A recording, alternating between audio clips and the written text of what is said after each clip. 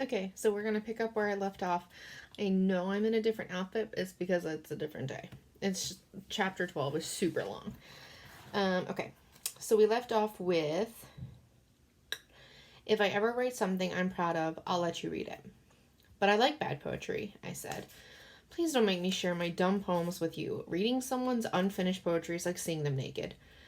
So what you're saying is I want to So what you're saying is I'm asking to see you naked? I said.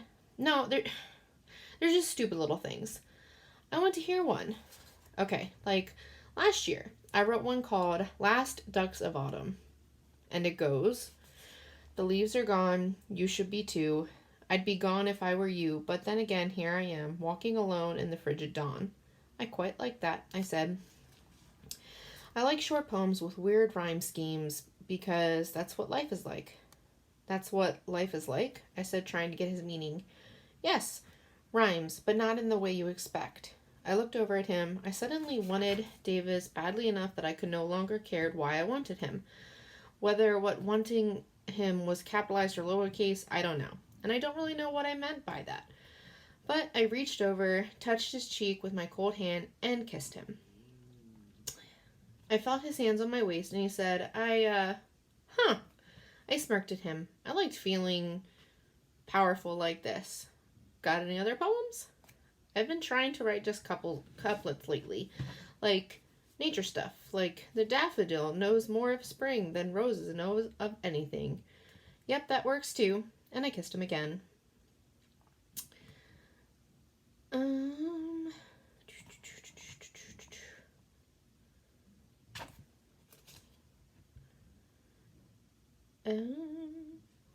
Oh, okay. I liked kissing him. He was a nice guy. So I pulled away. You okay? He asked. I nodded. Yeah, I just needed a second.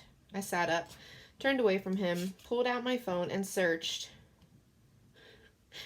Do bacteria of people you kiss stay inside your body? And quickly scrolled through a couple pseudoscience results before getting to the one actual study done on the subject.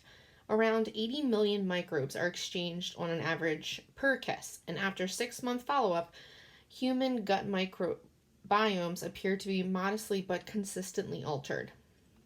His bacteria would be in me forever. 80 million of them, breeding and growing and joining my bacteria and producing God knows what. I felt his hand on my shoulder. I spun around and squirmed away from him, my breath running away from me, dots in my vision. You're fine. He's not even the first boy you've kissed. 80 million organisms in me forever. Calm down. Permanently altering the microbiome. This is not rational. You need to do something. Please. There is a fix. Here. Please. Go to the bathroom. What's wrong? Nothing, I said. I just need to go to the bathroom. I pulled my phone back out to reread the study, but resisted the urge, clicked it shut, and slid it back into my pocket. But no, I had to check it to see if it had modestly altered or moderately altered. I pulled out my phone again and brought up the study. Modestly. Okay. Modestly is better than moderately, but consistently. Crap. I felt nauseated and disgusting, but also pathetic. I knew how I looked to him. I knew that my crazy was no longer a quirk, a simple matter of a cracked finger pad. Now it was an irritation, like it was to Daisy, like it was to anyone who got close to me.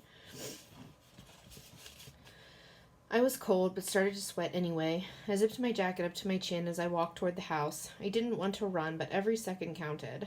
Needed to get to a bathroom. Davis opened the back door for me and pointed me down the hallway toward a guest room. I closed the door and locked it, shutting myself inside, and leaned against the countertop. I unzipped my jacket and stared at myself in the mirror. I took off the Band-Aid, opened up the cut with my thumbnail, then washed my hand and put on a new Band-Aid. I looked in the drawers beneath the sink for some mouthwash, but they didn't have any, so in the end I just swished cold water around in my mouth and spit it out. There, are we good? I asked myself, and I responded, one more time to make sure, and so I swished and gargled the water and spit it back out. I patted my sweaty face dry with some toilet paper and walked back out into the golden light of Davis's mansion. He motioned for me to sit down and put his arm around me. I didn't want his his microbiota near me, but I let him keep his arm there because I didn't want to seem like a freak. Are you okay? Yeah, just like a little panicky. Was it something I did? Should I do? No, it's not about you. You can tell me. It's really not. I just kissing freaked me out a little, I guess. Okay, so no kissing yet. That's no problem. It will be, I said. I have these thought spirals and I can't get them out of my mind. Turning and turning in a tightening gyre, he said. I'm this this doesn't get better. You should know that. I'm not in a rush. I lean forward, looking at the hardwood floor. I'm not gonna unhave this, is what I mean. I've had it since I remember, and it's not good. It's not getting better, and I can't have a normal life if I can't kiss someone without freaking out. It's okay, Asa, really. You might think that now, but you won't think that forever. But it's not forever, he said. It's now. Can I get you anything? Glass of water or something? Can we just watch a movie or something? Yes, he said. Absolutely. He offered me his hand, but I got up on my own. As we walked toward the basement steps, Davis said, Here at the Pickett residence, we have both kinds of movies, Star Wars and Star Trek. What would you prefer? I'm not really a fan of space movies, I said. Great, then we'll watch Star Trek IV, The Voyage Home, 40% of which is set right here on Earth. I looked at him and smiled, but I could not cinch the lasso on my thoughts, which were galloping all around my brain. We walked down to the basement, where I tapped the F. Scott Fitzgerald novel to make the bookcase open. I sat down in one of the overstuffed leather recliners, grateful for the armrest between the seats. Davis appeared after a while with a Dr. Pepper, placed it in the cup holder by my armrest, and sat down next to me. How do you manage to be best friends with Daisy without liking space operas? I'll watch them with her, I just don't love them, I said. He's trying to treat you like you're normal, and you're trying to respond like you're normal. But everyone involved knows you are definitely not normal. Normal people can kiss if they want to kiss. Normal people don't sweat like you. Normal people choose their thoughts like they choose what they watch on TV. Everyone in this conversation knows you're a freak. Have you read her fic? I read a couple stories when she first started in middle school. They weren't really my thing. I could feel the sweat glands opening on my upper lip. She's a pretty good writer. You should read them. You're actually kind of in some of them. Yeah, okay, I said quietly.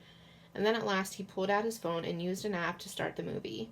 I pretended to watch while settling all the way into the spiral. I kept thinking about the Pettibon painting with its multicolored whirlpool, pulling your eye into the center of it. I tried to breathe in the way Dr. Singh sanctioned without making it too obvious.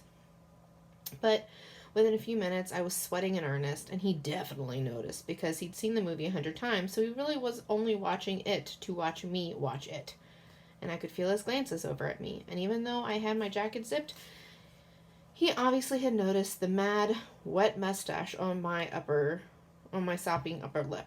I could feel the tension in the air, and I knew he was trying to figure out how to make me happy again.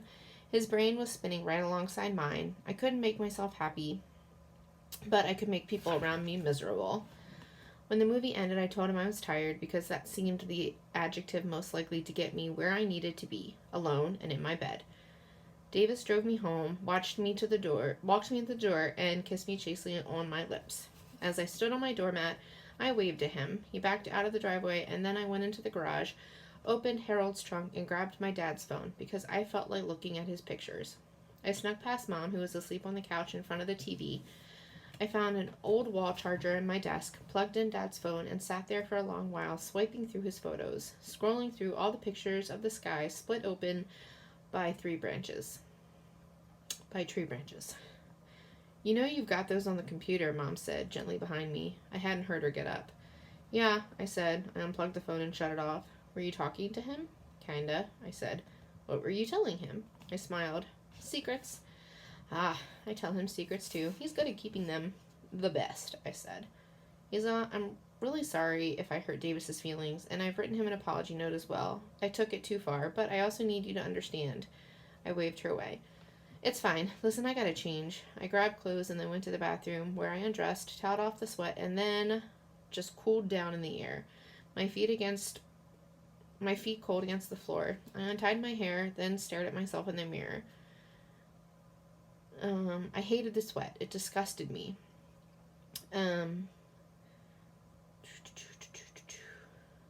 Knock on the door. I'm changing, I said. I removed the Band-Aid, checked it for blood or pus, tossed it in the trash, and then applied hand sanitizer to my finger, the burn of it seeping into the cut. I pulled on my sweatpants and an old t-shirt of my mom's and emerged from the bathroom, where Mom was waiting for me. "You feeling anxious?" She said askingly. "I'm fine," I answered, and turned toward my room. I turned out the lights and got into bed. I wasn't tired exactly, but I wasn't feeling too keen on consciousness either. When Mom came in a few minutes later, I pretended to be asleep so I wouldn't have to talk to her. She stood above me, singing this old song she'd sung whenever I couldn't sleep, as far back as I could remember. It's a song soldiers in England used to sing to the tune of the New Year's song Auld Lang Syne. It goes, "We're here because we're here, because we're here, because we're here." Her pitch rose through the first half like a deep breath in, and then she sang it back down. "We're here because we're here, because we're here, because we're here." Even though I was supposed to be basically grown up, and my mother annoyed the heck out of me, I couldn't stop thinking until her lullaby finally put me to sleep.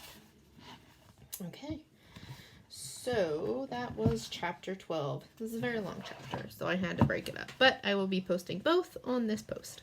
Stay tuned for Reader's Corner number 13. Bye!